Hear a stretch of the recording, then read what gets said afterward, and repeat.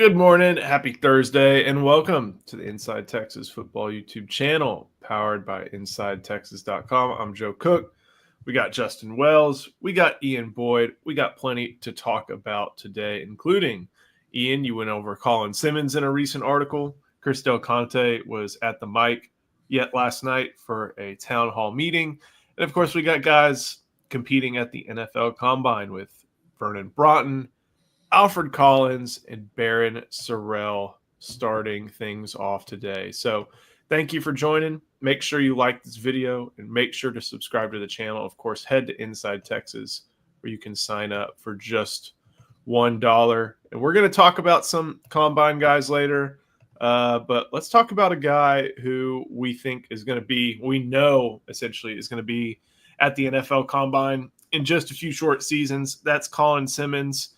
Ian, this is kind of the time of the offseason where you get to do some deeper, closer looks at a lot of different players.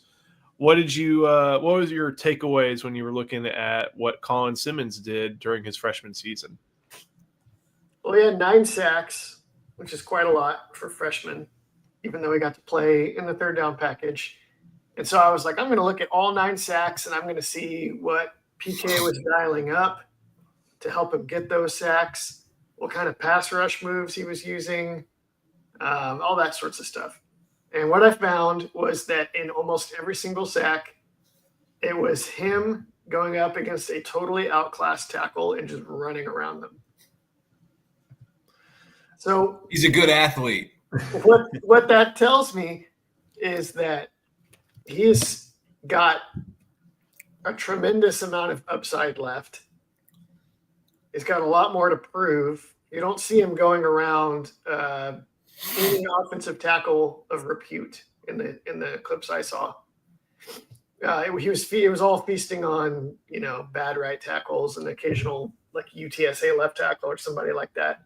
Not that he can't rack up a ton of sacks next year doing that, because he's going to face a lot more crummy outclassed tackles next year too. But that's not to diminish what he did, because lots of edges get to play against a bunch of crummy tackles, and they don't have 9 sacks.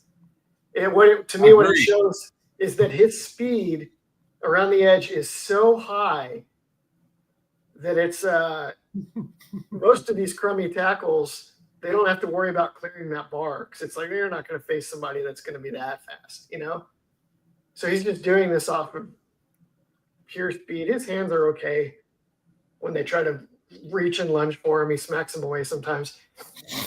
But I feels like I'm kind of undercutting his achievement. But to me, I'm like, this guy's going to be absolutely amazing. He's that far beyond college competition right now. Yes. Totally unpolished, totally beyond your average college tackle. They can't hang with him at all. So looking at his stats, like you mentioned, 9 sacks. He had two sack games. One of them was against Mississippi State. The other was against Arkansas. He had a bunch of multi-tackle for loss games as well. But, he had a bunch of different games where he was a factor, even dating back to the Michigan game. But I think where you started – you skip over the ones at Michigan, I believe. No. Here they are. I scrolled down too fast. We'll get those pulled up right here. So Colin Simmons had 9 sacks on the year, and we will, if I can try to get this. They all look almost exactly the same. Sometimes I didn't note this in the article, but are you going to pull them all up? Is that the idea? That's what he's doing, yeah. There's a couple that have this other feature I'll point out when we get to them. All right, so you can see him right here going against. I can't see anything. Justin, can you see it? Not yet. Not yet. Yeah. I'm highlighting him. It hadn't started yet. Yeah, it's okay, Ian. It's coming. Ian, listen. Ian's eager this morning, y'all. This is good stuff. He's going against the right tackle here, and let's see how this looks. Fourth quarter, 31-6, passing situation. He's going against the right tackle at the top of the screen. First step, gets around him. Yeah, this is what I was talking about. There's nothing on our screen. It's not on the screen. Yeah, that's what I was trying to tell you. Wait, I've added it to the stage. There it is. There it There is. it is. That's weird. It was showing up on my end. Okay, we'll do this again. So he's at the top of the screen, right tackle. Boom. Chases down Davis That's what you Warner. call high-level athleticism. We'll do it one more time. He's going against the Michigan right tackle. So can y'all see? You two can see it, right? Yeah. What is going on? I'm gonna have to give Homer a text because it is not popping up. This is unfortunate. Okay. Let me try this method. It's gonna be a little bit. Ian, what is something Colin can add to his repertoire? I'm going to vote for a power move. Anything that works back inside when guys are trying to quick step back into place. Yeah. So either a quick rip move inside or a power move where he tries to get him backpedal and then just runs them over like Arakpo used to do. Right. An inside move might be good just because. I mean, we'll see exactly how powerful Simmons gets with another year in the weight room. He's not huge. Right. Like And he won't be huge. Arakpo was like 6'4", 265 his last year or something. Arakpo's frame and Collins are totally different. Yeah. So maybe Colin came to college with over 200 pounds. Arakpo didn't. Oh, yeah. Yeah, that was crazy. Okay. So maybe something that's a little more finesse. Is this visible? Power too. Is this visible for y'all? Can y'all see this? See it, yes. All right. Somebody in the chat, can y'all see this version of it? I can't see it. Ian can. It's just small. No, I can't see anything. It's just the blank orange background. All right. I actually do see this. Technology's changing on us. Well, you made the point, and we got plenty more to talk about. It stinks that we can't get the images up on the screen. They all look exactly the same. Yeah, I was about to say. When you saw the first one, you saw all 9. Sometimes he gets a good jump on the snap, and when he does that, his first step is ridiculous. Actually, I thought he almost got dinged for a couple offsides a couple times this year. You could see him sneak through that neutral zone, and you're like, "Ooh, they might get dinged for this one." But no, he's so fast that they probably can't even tell. It is, and he's gonna have to add. You know, Baron Sorrell said the best thing about Colin after the Cotton Bowl. I said, what's the best thing you've seen about this kid? He said, man, he listens. I said, most kids like that, they kind of think they already know what they're doing. They already have a little bit of success, so they feel like they understand it already, and they don't. And Colin's very, very open-minded. He's like, man, this kid listens. He's a learner. He wants to learn. Look, Colin's athletically going to beat a lot of people. He's just going to. He has got to get refined. That's the difference in being a pretty good pass rusher and being an NFL first-round pick. He's going to have to add that to it. How much bigger is he going to get? I don't know. I want him functional mass. I do not want him getting too big because he will lose some of that first step. He'll lose some of that quickness. But this is a guy that's only going to get better. His mindset on the field is what you want your pass rusher to think like. He's a little crazy when he's on that football field. He's a little out there. And that's what you want from Colin. He's always kind of playing on the edge anyway. When he gets a little bit more moves, a power move at some point, Colin Simmons is going to be beautiful, unbelievably. When Simmons got caught, I guess it's because he got engaged and then he couldn't release. He wasn't able to use his quickness. He wasn't caught a few times. We at the end of the year, there's plenty of photos of his jersey. Nobody stretched his jersey like an opposing team's offensive tackle. True, but at the same time, even holding aside, like when he was his, like you said, power moves is what he needs because he didn't have those power moves. He would rely on dipping, on getting around, in order for that to be what gets him to the quarterback. And so, he had one of the best pass rush grades in the country.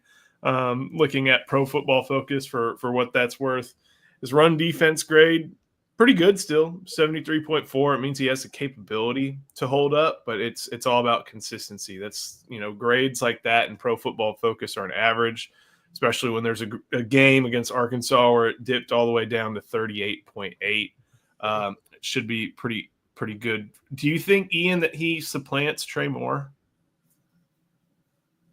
Does it matter snap count wise? Boy, that's a good question. It doesn't necessarily matter. They're both going to play 40, 50 snaps a game. He might. They're going to have to. It'll be situationally. They're going to want to get them on the field together. Yeah. In some games, they're going to want to try to get them on the field together in nickel. Maybe just play them. Maybe bench Burke or Vosick, whoever's opposite, and play both of them at the same time. See, it's hard to bench those guys. Those guys are both really good. Well, one of the things that I'm kind of thinking about now is, and of course, draft weights and draft measurements are, the guys weigh what they weigh right now to perform best at the combine.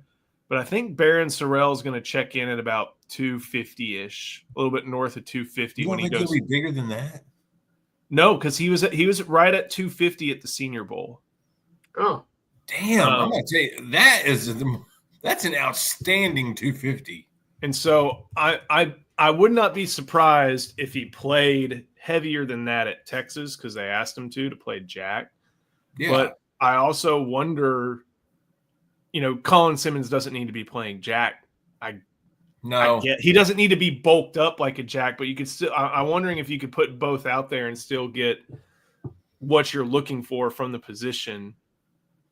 If both of those guys are out there and one's at least Colin is manning the strong side spot, I guess. Just a tinker I'm thinking with.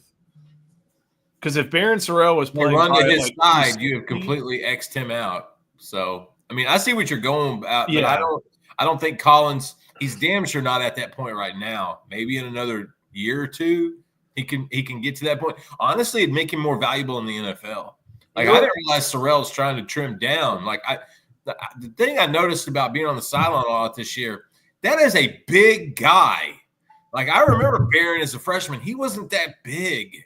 That dude is thick. And so I think you need that body type in that spot. Who, like an Ethan Burke. Who could be really good there right now?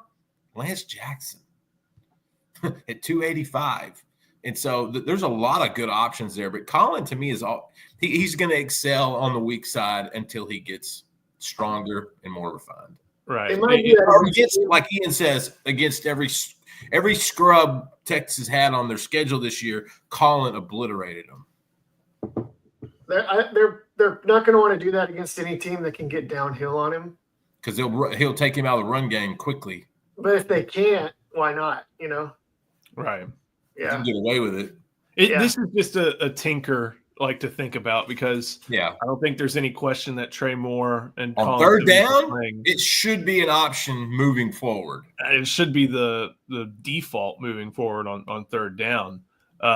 Just kind of curious if there's a way to get both of them on the field at the same time, and maybe we'll see. There's another way. Well, but then you're taking you're moving a true inside linebacker away for a modified inside linebacker. No, you could do a nickel and play with 3 down linemen, 2 outside linebackers, and only 1 inside linebacker. And Colin would be one of the outside linebackers. Simmons and Moore outside. And how's that any different than him playing edge? It's not. He'd be edge. Let's say that's what. Okay. You'd have almost 2 weak side edges. It'd be like the 3-4. Only instead of 2 inside linebackers, you use a safety. Yeah. Sounds like something Gary Patterson would do. I think you may have to draw this one for me. Coach Top brings this up. They had him dropping in the coverage last spring. That's a feature, not a bug of this defense. When you're playing that buck position, you're kind of doing 4-3 defensive end things. You're kind of doing 3-4 outside linebacker things, and those guys drop. and that's just part of it. And yeah, you're like, why would you ever drop Colin Simmons? I get that, but within the structure of this defense, you got to do it every now and then, especially if they're doing replacement blitzes. Yeah. He's the one guy that you may not want to do that with. Yeah, the NFL is going to do that with him 100%. So he needs to get better at it because that's where he'll thrive. That's one of the things he could thrive at the next level. Yeah, they had Burke. He's going to have to.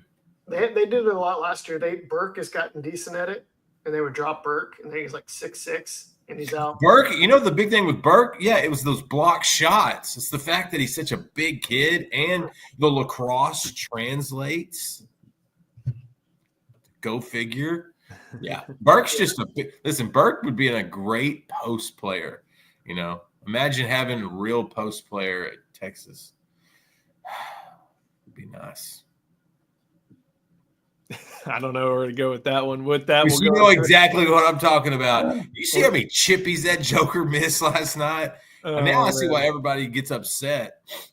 More than that. Anyway, We'll keep on going, but first, a word from Andre the Lawyer. This video is brought to you by Andre the Lawyer. If you're injured, trust the team that secured millions for their clients and helped thousands of Texans with their injury case. Car wrecks, slip and falls, 18-wheeler accidents, on-the-job injuries, and wrongful deaths. Don't let insurance tell you what your claim is worth. Hire Andre the Lawyer to fight for you. Principal office is in Dallas, but they serve Texans throughout the state. So don't wait and call Andre the Lawyer today at 214-444-8808. That's 214-444-8808. The contact information is in the description.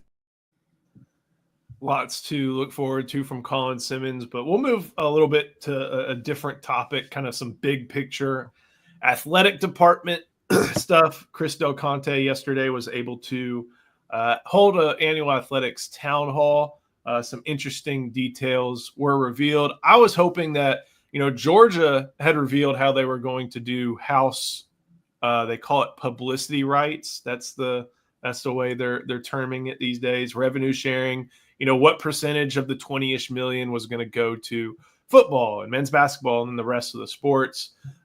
Chris Del Conte didn't quite put the dollar figure down, but he did mention, what the scholarship limits would be. And a lot of people were taken aback at 68 fully funded scholarships for women's rowing.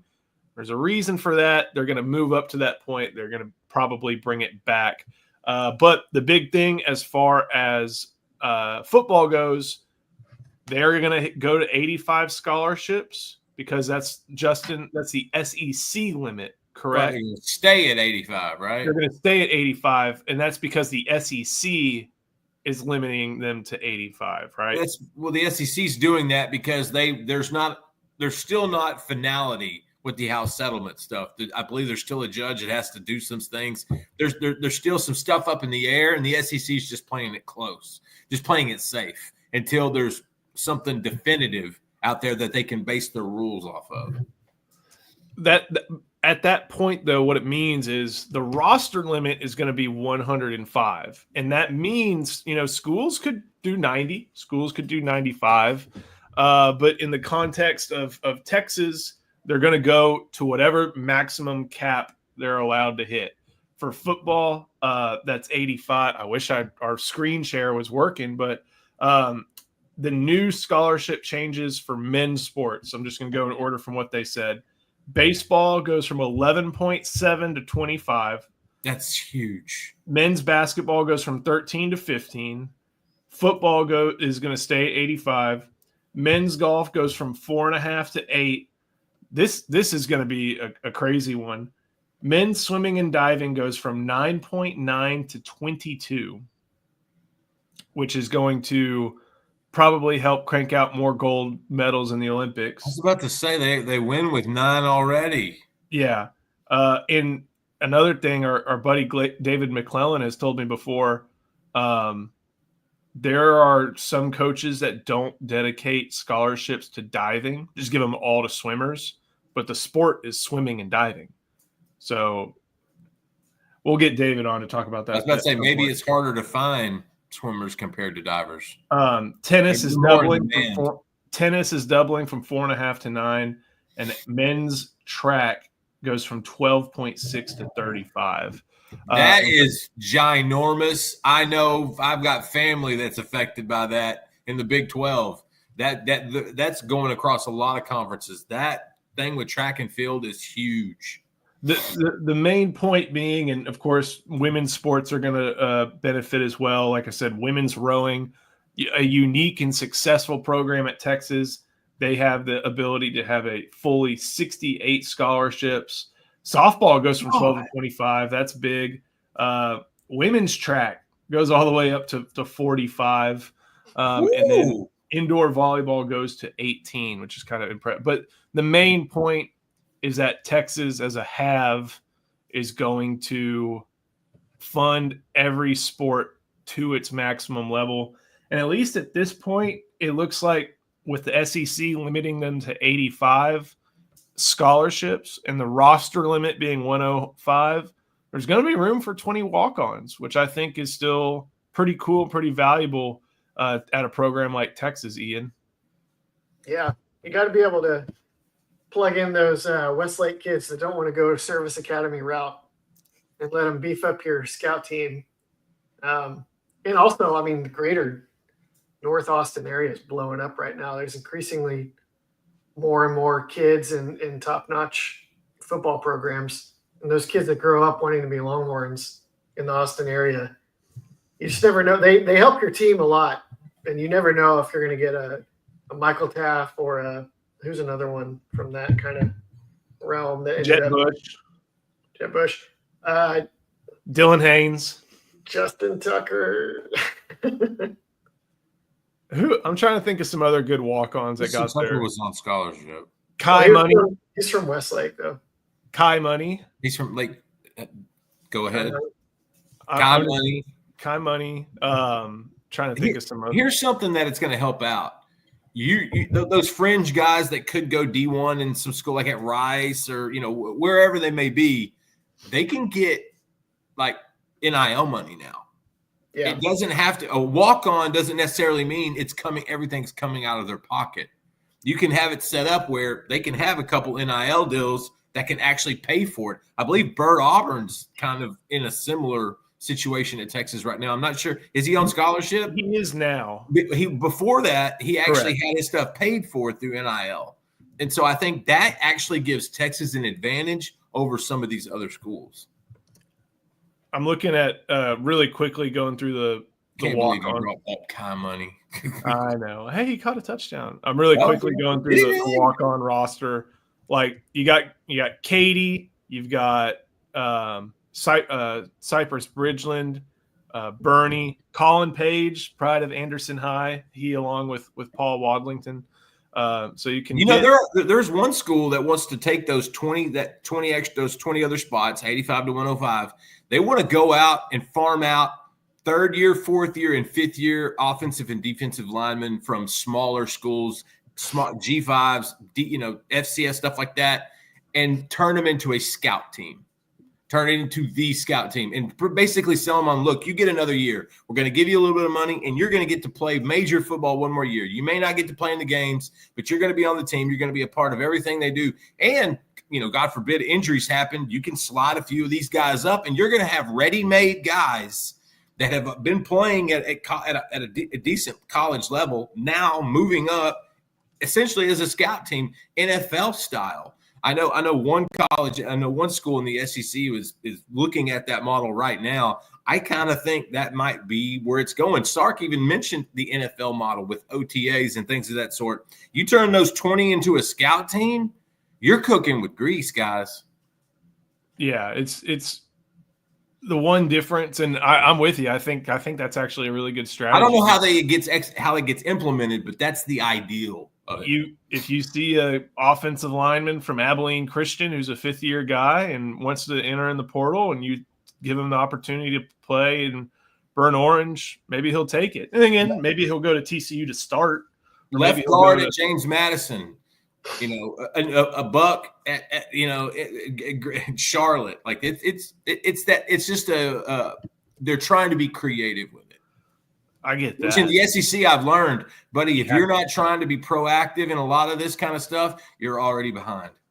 One other thing from Del Conte's town hall, and that you mentioned a little bit, is he came out and said not having a spring game.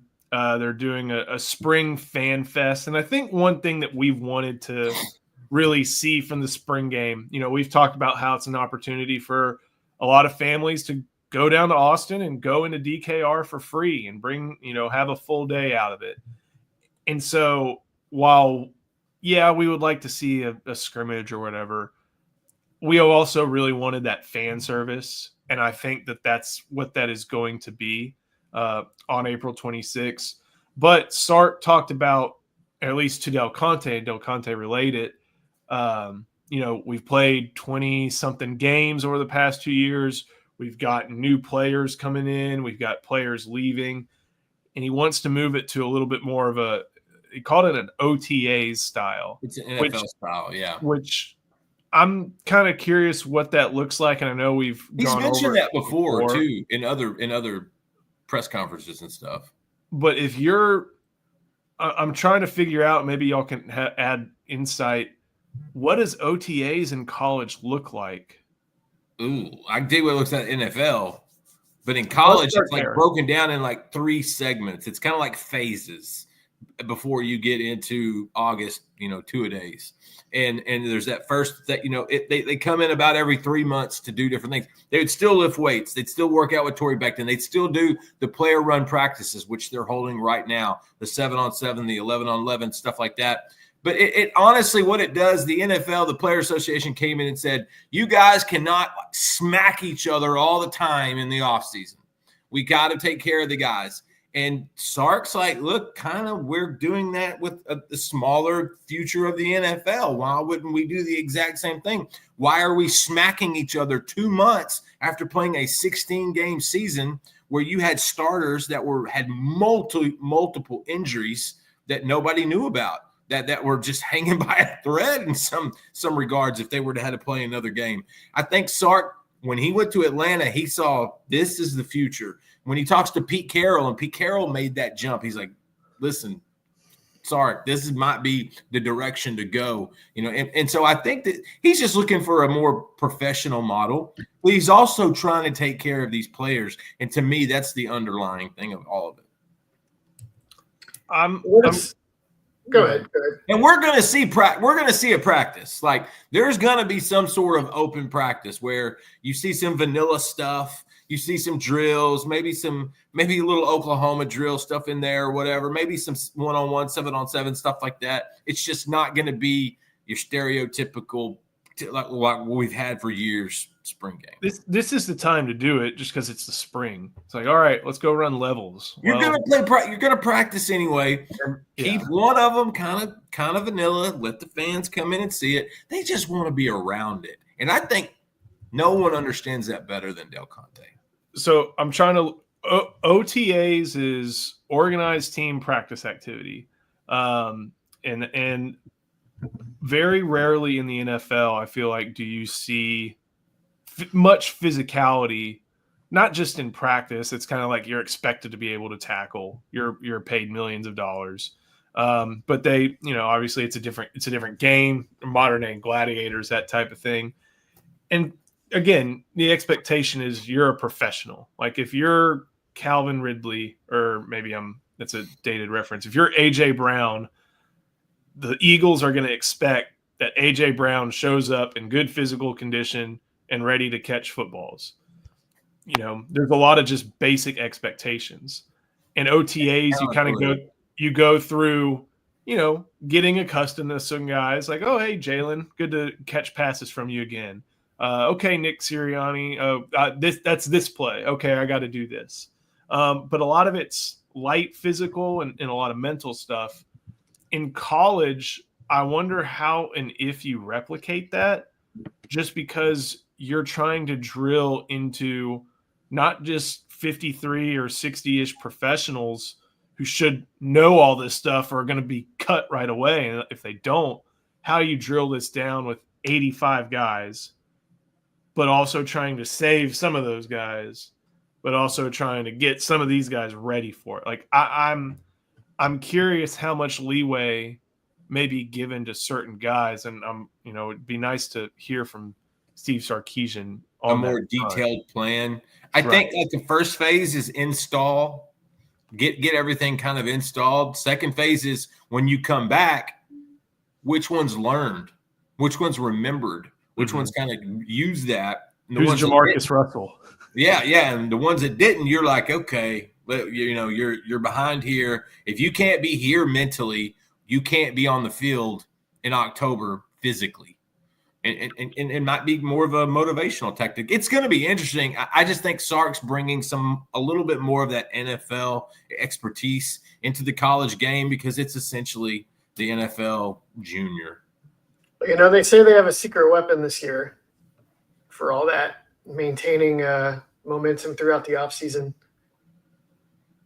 Yeah, it's called Arch. He's already become a butthole.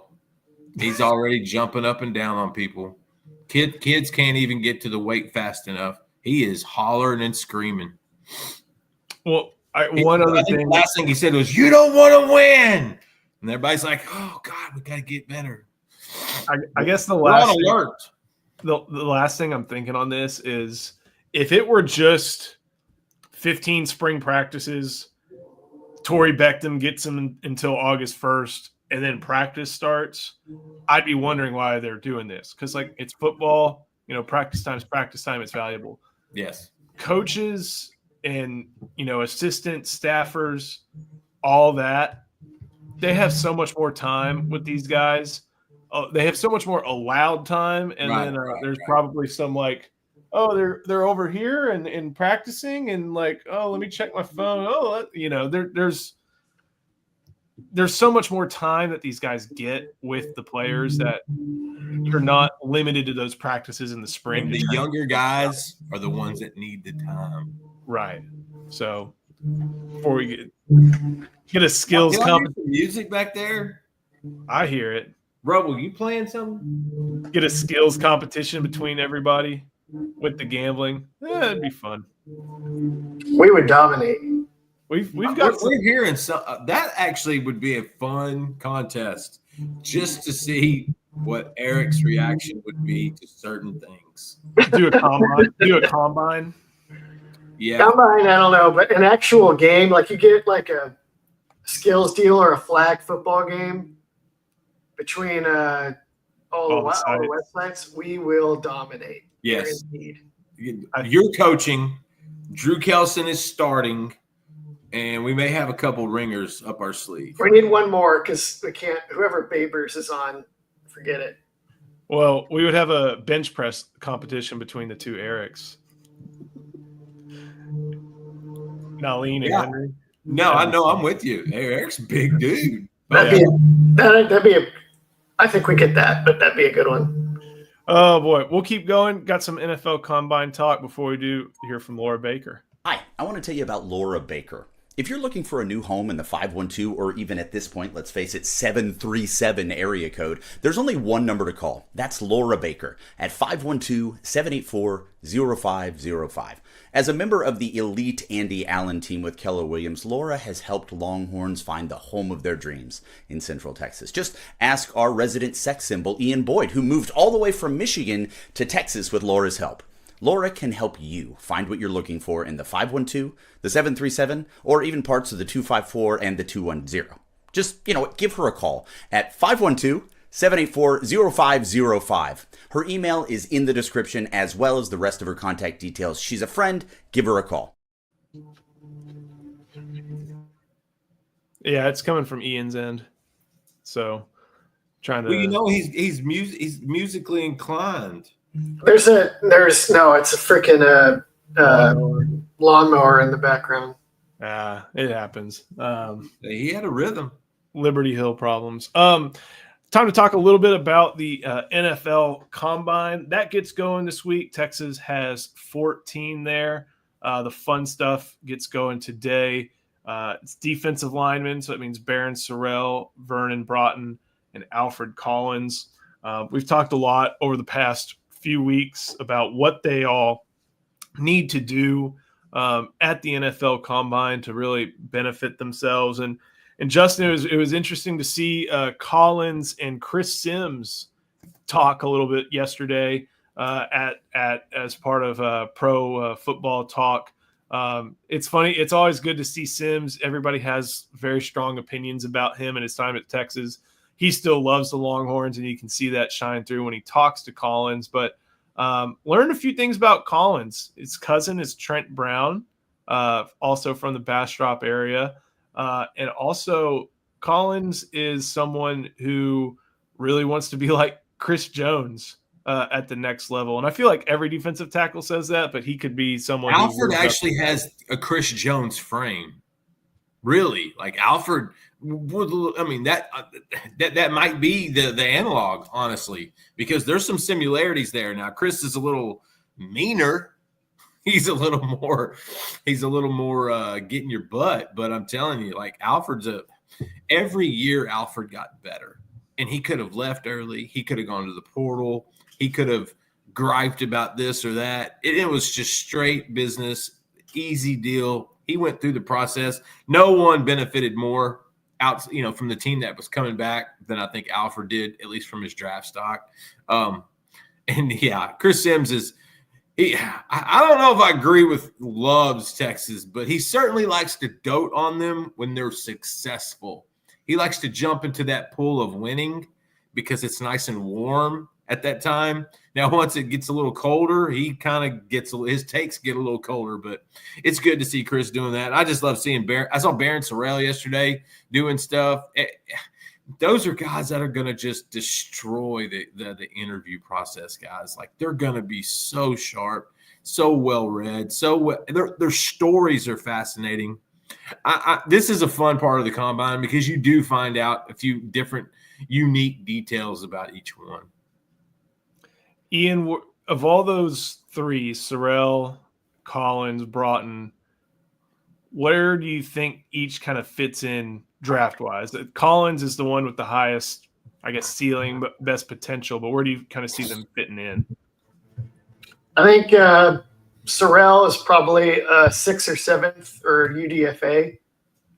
Almost maybe would want to be a UDFA if you're far enough back, depending on if there's a team that likes you. I think he's going to stick in the NFL, but I don't think he's going to go very high. The fact that he's down to 250 is like he can't really make a sell as a big, strong side end in the NFL as easily because he's not big enough. He's going to get back to where his playing weight was. I don't understand why he did that. Probably to run better numbers. Yeah, because running's a big deal with the edge position. Yeah. He got some bad advice, fellas. And then Broughton, I think, will be a 2nd or 3rd rounder, and probably Collins the same. Collins will go before Broughton simply because of the upside, the frame, the athleticism. Broughton will go a little bit later, I feel like, but if you just turn on the tape, because Broughton's going to have a body that needs to be kind of tweaked a little bit, but coming off, if you see his tape from his senior year, man, he was so active and so violent with his hands. Those guys are just going to continue the D-line to the NFL pipeline. I think both of them will go by the 4th, right? Yeah, I think Collins will go early 3rd, late 2nd. Maybe, some team trades up late on the 2nd day and grabs him in the 2nd. I think Broughton will be mid 3rd, early 4th, something in that range. Like you said, Broughton actually probably had the better film this year. Yeah, I would agree. But Collins they look for potential over production. Yeah, he did. I mean, he was pretty good. I mean, he was a good player. When you put a fire in Alfred Collins, he's going to beat his man. He does stuff every now and then that's just like that's. Oh, hey, yeah. Especially if he weighs in at like 3. I think he mentioned he said 6'6", 330. They haven't done measurements yet. 330? But if he's weighing 330, then he may put himself in like day 2 range. 330? I didn't realize he was at that size. And you mentioned Broughton being someone. Broughton may walk into a room of single guys and have the only wedding ring on at his age, which is going to be pretty impressive, I think, to some of these teams. And the thing with Broughton is that we all thought of him as like a third down guy over these past couple of years, not able to really anchor against the run, and then he comes out and becomes a key anchor as part of a really strong run defense against the run. So his biggest question, he improved upon it. NFL teams are just going to poke and prod and look for more production, but like he proved he's a 3-down defensive tackle, at least at this point in college. We'll see how much that holds true in the NFL. Tomorrow, it looks as if defensive backs and tight ends are going to start talking. So that means for Texas, Jahdae Barron. It means Gunnar Helm. It means Andrew Makuba. Those guys are doing their media rounds today. Jahdae Barron is the guy who I think is going to be really his story, his development, all that is going to be just a great storyline at the combine. But Ian, we've talked so much. There may not be a better defensive back with instincts than Jahdae Barron. There may not be a better technician, at least from Texas in a while, than Jahdae Barron. But he's not. And again, Travis Hunter's my hand's off the screen for a reason. He's not going to test like Hunter. He's not going to test like higher guys. And he may not test like Will Johnson. No. But he's going to have tape and technical ability to where if he hits the minimum standard for physical attributes, he'll be going in the first round. Yeah. I don't know if anybody will think this way, but I would look at Jahdae Barron and I'd be like, you know what? I'm going to get this guy. He's either going to be a good corner or he's going to be one of the best safeties in the league. Because there's zero, like, McCourty. Y'all remember McCourty for the Patriots? He's more Stephon Gilmore than he is McCourty. McCourty was athletic. Was McCourty? I don't feel like Devin McCourty was all that. I don't think he was a great athlete. No, him or his brother. But yeah, I see where you're going. Mark Orfe products. He was pretty fast. Not Orfe products, the Shiano products. Yeah, Shiano Records guys. Is that how you say his name? Orfe? Orfe. Okay. Joe's always trying to sneak in an extra R. Yeah. So maybe that's high. But like Quandre Diggs, he's not as big as Quandre Diggs, but he's so smart. He's going to be a fixture in your secondary, and he's going to be really good. When he's going to the chalk, he's going to destroy. He's going to go. A defensive back or a defensive coordinator comes in there and goes, "Hey, can you do this, this, and this?" He's going to do it with his eyes closed. I got a hot take for you, and I don't think it's scorching, but I think it's something that needs to be mentioned. I don't think Jahdae Barron's going in the first round.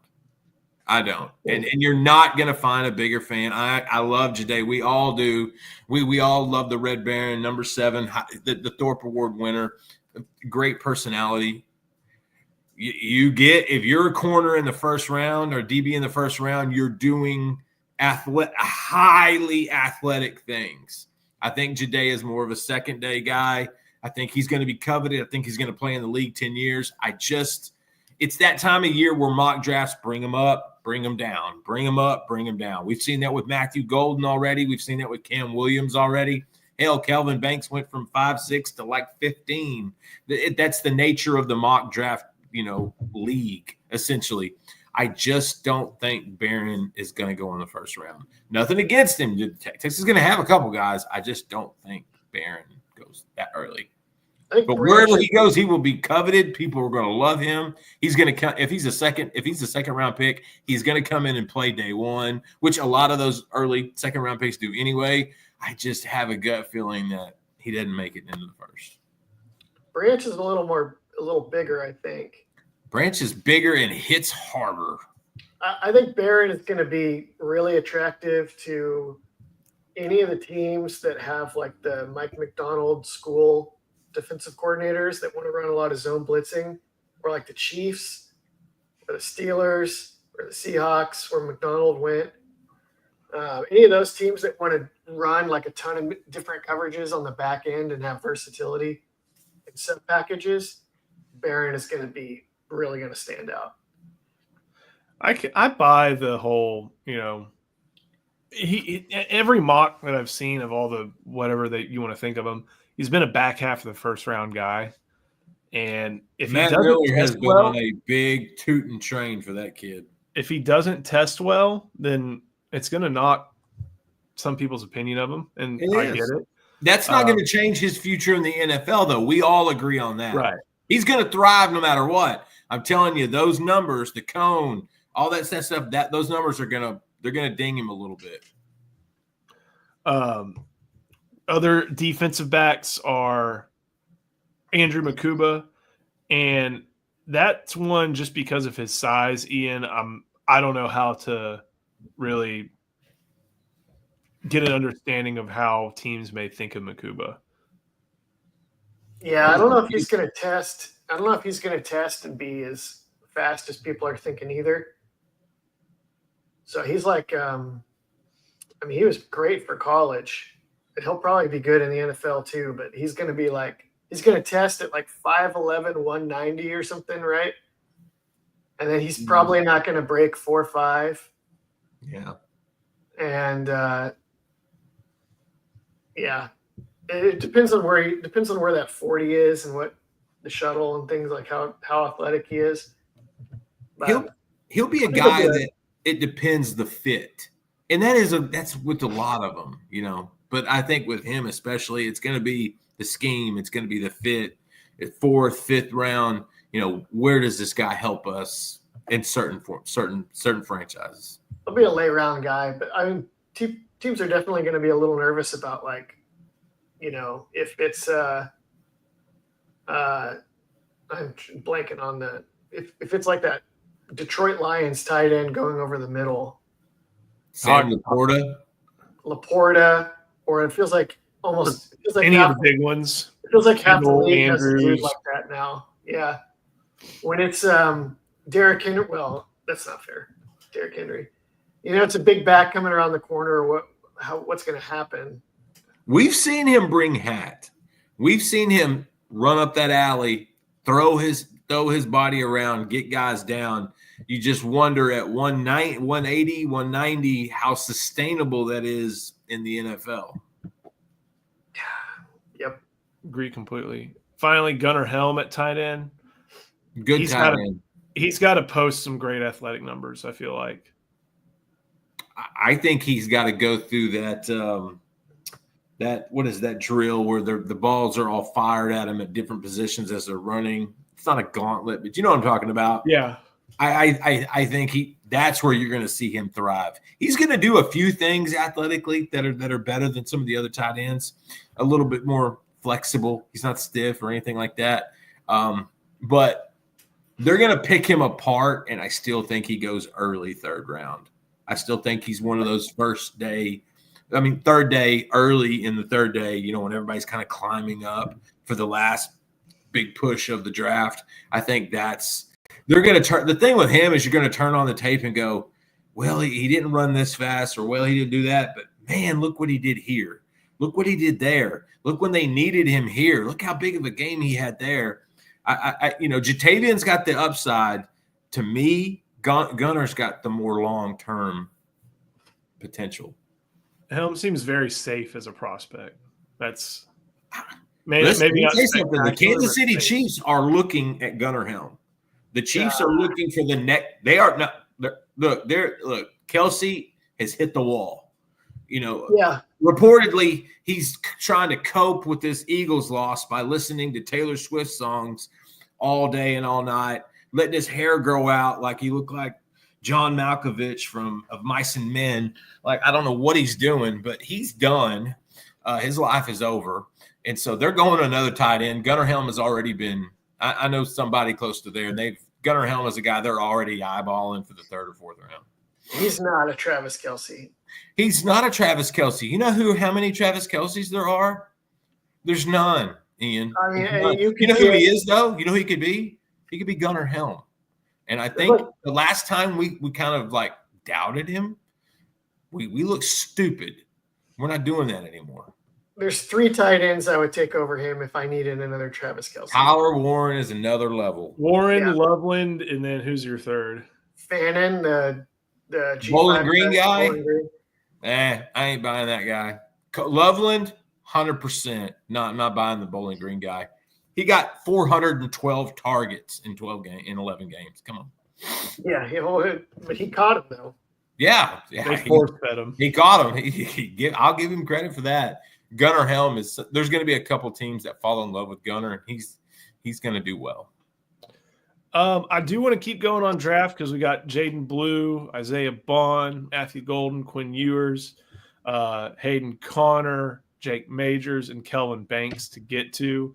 But I do want to get to a couple comments. Bo Davis to the Saints. Think that What? Flip. What? Did you not Bo see Davis is leaving? Wait a minute. You're telling me Bo Davis is changing jobs? And he's leaving the kids that he just convinced for the last 12 months that we're going to grow together. I'm going to develop you. It's going to be harmonious in Baton Rouge. You're telling me the dude already left again? Which McKinley is that talking about? I don't That's know. probably a portal guy that the guy that's already on campus. Yeah, he wasn't in the most recent class. many? I don't know who McKinley is. He was like 6'6".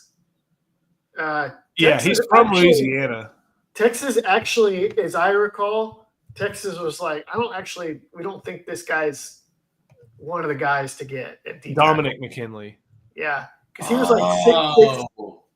He was like 6'6", 260 or 270 or something, and he was like I think there was some off the field stuff, if I remember. Oh, really? Well, he also had a brother who was like thought he should have been recruited. Oh! I think they are recruiting him too. Yes. That's the family. That's right. That's the group that has a family Twitter account in addition to all the kids' Twitter accounts. Yeah, I see what you're going with. Flip McKinley. Sark's not going to try to go into another program and just start turning out freshmen. Like, hey, you guy left. Come over here. He's not going to do that. Zion Williams had an opportunity to commit to Texas to sign with him. He passed it up. The kid from Atlanta, kid from Georgia, Buddy Mathis had an opportunity to sign with Texas. He decided to go to Baton Rouge and go in that direction. Brandon Brown could have signed with Texas. He made that decision. He didn't. He decided on the coach and not the college. So this is a cautionary tale for recruits. Go with the best opportunity, not necessarily the best relationship with a particular coach, especially a coach with a history of telling his family, I'm going out for cigarettes, and didn't come home for 7 years.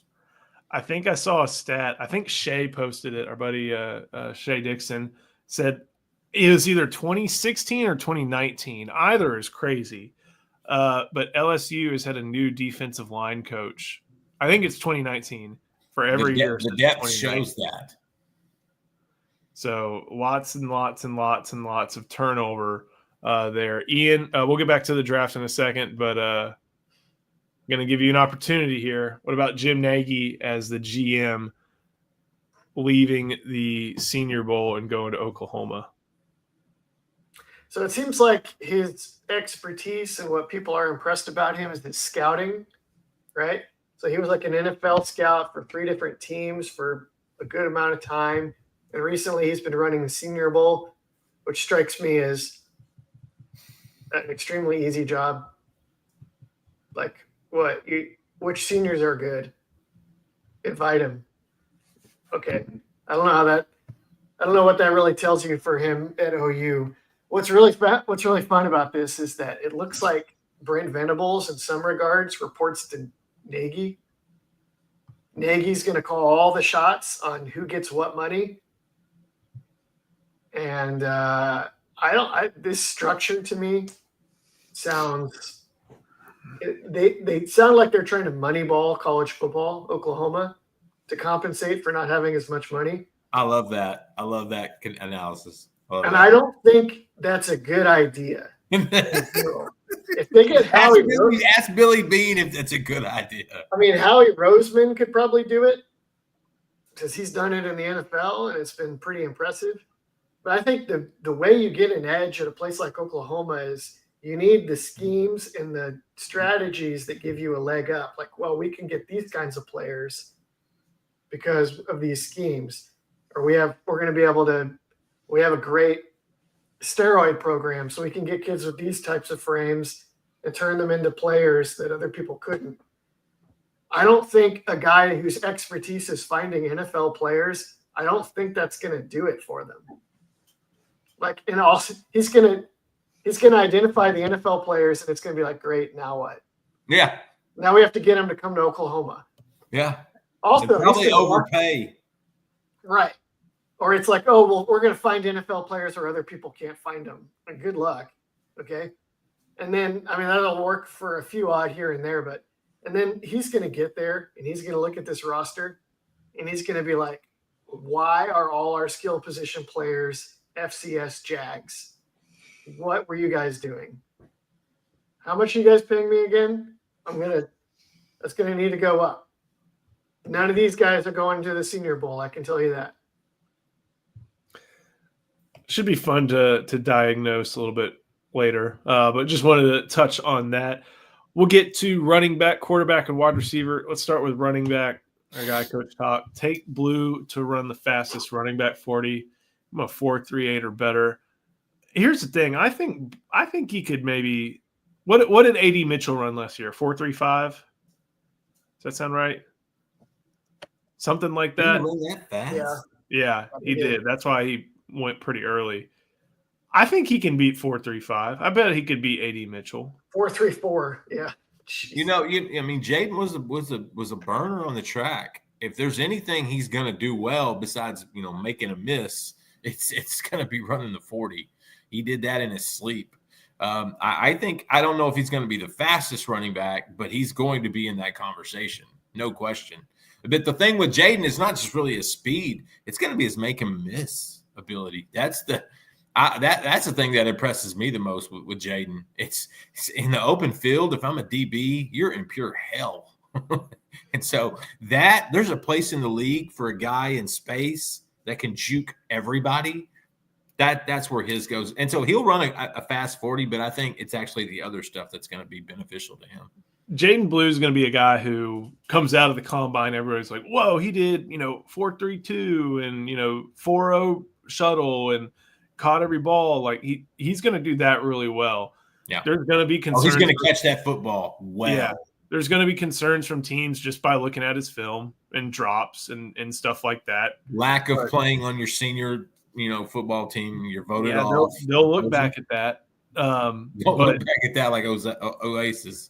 But oh man, don't look back at that. But that's all I say. He's going to do really well in the physical testing part. They'll scour his tape and believe what they want to believe, but they're not going to look over a guy who's 5'10", 190-ish and running elite times. I like him with the Pittsburgh Steelers. I think he needs to go to Ian's team. What about? I think Mike Tomlin will turn him into a man. I think Mike Tomlin's is the type of coach. Tomlin is going to feed him to James Harrison, and he'll never be heard of again. Well, James Harrison has to eat, Ian. I mean, come on. What about Quinn Ewers? Somebody mentioned earlier to the Chiefs. Somebody mentioned earlier Quinn Ewers. I think it was Father. What do we call him? Sugar Daddy. Sugar Father, right. I think it was him. He's mentioning going to the Chiefs and just sitting there and letting him bake under Mahomes. How long is he going to bake? Like a roast or something? I mean, like a turkey? Like for 5 years? Kansas City Chiefs are not going to draft him in the late first round, early second round. Mahomes. No one is going to draft him in the late first round or early second round, I don't think. Oh, buddy, you're going to. PFF right now has him 138th. Yeah. And he'll be doing this without a torn oblique. Which would be in the fourth round. Yeah. But the torn oblique thing, it's like, hey, look, he was hurt all year. You're talking about production. Every year. You're talking about production. Why is the NFL looking at any production? Because they don't. They're looking at potential. And the kid's going to throw it like Uncle Rico. and it's going to be in a good setting at the Texas Pro Day. They're going to have it set up just like they do for every big quarterback. Quinn Ewers is going in the late first, early second, and no further later than that. We need to make a bet. We need to pick a number like 50th. I got the perfect place to go with this. I like this. Okay. Justin, you think late first, early second. Ian, you say no chance at all. What I'm looking at, if it would pop up as soon as this would load, Dak Prescott was picked 135th in the 4th round. Do you think he goes before or after where Dak Prescott was picked? Oh, I don't know. I think that could be close. I like my odds better against Justin's. First or second. With Justin's, it'd be like 50th before or after, and Justin would take before, and I could take after. Right. And I'd have a very good chance of winning. 135th. Well, I don't like that. There's a lot more numbers after 50. There's a lot more numbers after 50. So your odds would be in your favor. I don't like that 135th. I don't want to go after 135th. It's too many. I thought he was a 3rd rounder for the something. thing about this draft, guys, and we've all said this before, and I think I'm going to get this put on a T-shirt. Every quarterback that is drafted this year is going to be a reach because there's not one surefire guy. There's just not. And that's what's going to help Quinn's stock go up. And so that first little group is going to go pretty early. People are going to reach for those guys. And then when the next guy goes off, there's going to be a run on quarterbacks. That could easily be in the late first round. When that happens, Quinn Ewers is in that category if he's not at the top of that next category. Anything on Golden or Bond? I got Golden in the early second. There's been some people talking late first, but I think that's more of the back and forth that we see from mock drafts. I think he's early second. He's got that guy's proved his stock more than anybody on the team. I think this season, Isaiah Bond's got a lot to prove. Isaiah Bond's going to have to go to this. He's going to have to go to this combine. He's going to run one of the fastest times. He's going to go through the interview process. There's going to be some things there with Bond that, Golden will go ahead of him. But I don't think it's going to be in the first round either. I think it'll be sometime on day 2. I think someone could trade up on day 2 for a Matthew Golden. That's another speed guy. That's a guy like we asked what Jaden Blue's going to run. What is Matthew Golden going to run? The dude was a track demon at Klein Kane. Like, he's going to do really well too. And then as we've seen on tape, his hands are fantastic. I think Bond can break into the 4.2 range. I think he has to. Almost. Yeah, I mean, if he wants to be drafted where he thinks he should be, absolutely. We need to settle stakes for our bet. Okay. I think day 2 is day 2 is round 2 and round 3. I think the loser has to wear like a goofy outfit deal for the Thursday Live after the draft. Or, I'll wear that. Or if I win, y'all have to get an English Bulldog. I don't know. I know. That's the uneven stakes. I'm already working on Cat. So, oh my. Let's go with the offensive. It's a win-win for me. Let's go with the offensive line. It's all about helping Ian. We'll get to with Hayden Connor and with Jake Majors, their guys. Probably Majors will be drafted. Connor is fighting for a spot in the draft.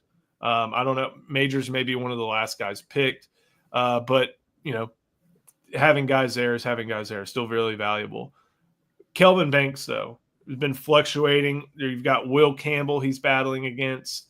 The Ohio State tackle looks to be more late first, but Banks, Jackson.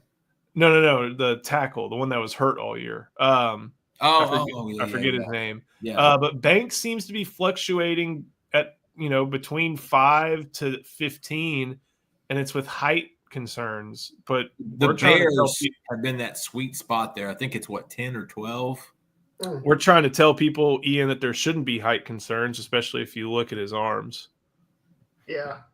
Cowboys are 12, right? Are the Cowboys in the market for that? Cowboys are in the market for every position on the field, but they're not going to be smart enough to go O-line that soon. They should, but they won't. I Somebody think try to Banks. convince the Jones family to let AI run the Cowboys. And then how much I'm not money talking about Cowboys. They're going to fail at whatever they do here, but I think the Bears could steal him. If he's there, I believe it's at 10. They're only going to invite, I read this yesterday, they're only going to invite 8 to 10 prospects, or maybe even not that many. I think maybe 5 to 8 to their green room this year. And I remember usually it's like 20, 25 kids. They're only going to do a handful this year. Will Campbell is one. He's going to be your first offensive lineman off the board. Kelvin Banks will more than likely be your second off the board. Yeah, there's going to be some concern. They're going to bring up the whole guard thing until he gets to camp. And when he gets to camp and shows that he can play tackle, he's going to play tackle. Now, he might be like Justin Blaylock, maybe versatile. He may go back and forth like he did with the Falcons. Either way, that actually brings value to him. But Kelvin's – people are overthinking Kelvin because that's the mock draft mentality. We've really built this guy up. We got to start to find some things to chip away at him. See this guy that we've been killing for 2 months? Hey, there's some nice things. Let's start building him back up. We see this every January to April, how they do this with the drafts. And that's what Kelvin Banks is caught in the middle of, right? His reach is like he's going to – The green room thing, I think it's because they don't want another Will Levis situation. Like, as much as enthralling as that is, it doesn't really reflect well in the NFL. It's like, you brought this kid here and you're torturing him on national TV. So they're probably bringing the surefire guys. Hey, real quick, I'd like to get this thing on Blake Bryant. Dallas, because he's talking about Dallas, and he says that they have O-line too. Like, yeah, draft O-line every first round.